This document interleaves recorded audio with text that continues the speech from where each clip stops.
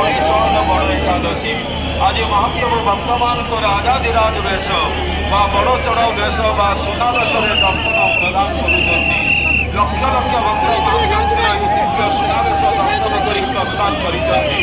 ଲକ୍ଷ ଲକ୍ଷ ଭକ୍ତ ବହୁ ଦୂର ଦୂରାନ୍ତରୁ ମହାପ୍ରଭୁଙ୍କର ଏହି ଦିବ୍ୟ ସୁନାବେଶ ଦର୍ଶନ କରିବା ପାଇଁ ଆସୁଛନ୍ତି। ମହାପ୍ରଭୁଙ୍କର ନିଜେ ଦର୍ଶନ କଲେ ଭକ୍ତମାନେ ମହାପ୍ରଭୁଙ୍କୁ ଭଲ ଭାବରେ ଦର୍ଶନ କରୁଛନ୍ତି।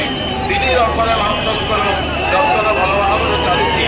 ତିନି ରଥର ସେବାୟତମାନେ ମଧ୍ୟ ସୁଗଠିତ ଭାବରେ ବସିଛନ୍ତି। ମହାପ୍ରଭୁଙ୍କର ଭକ୍ତମାନେ ଦର୍ଶନ କରି ଅଶେଷ କୃପା ଲାଭ କରି ଏବଂ ବଡ଼ ଠାକୁରଙ୍କ ରଥ ପାର୍ଶ୍ୱ ଦେଇ ବଡ଼ଦାଣ୍ଡକୁ ବାହାରିଯିବେ। ହରିବୋଲ ବୋଲରେ ଦିଅନ୍ତୁ ଚାଲନ୍ତୁ କୌଣସି ସ୍ଥାନରେ ଅଟକି ରୁହନ୍ତୁ ନାହିଁ। ଚାଲୁଥିବା ଅବସ୍ଥାରେ ତିନି ଠାକୁରଙ୍କର ଦର୍ଶନ କରି ବଡ଼ ଠାକୁରଙ୍କ ରଥ ପାର୍ଶ୍ୱ ଦେଇ ବଡ଼ଦାଣ୍ଡକୁ ବାହାରି ଯିବେ। ଆଜି ପବିତ୍ର ହରିଶୟନ ବଡ଼ ଏକାଦଶୀ। ଆସନ୍ତା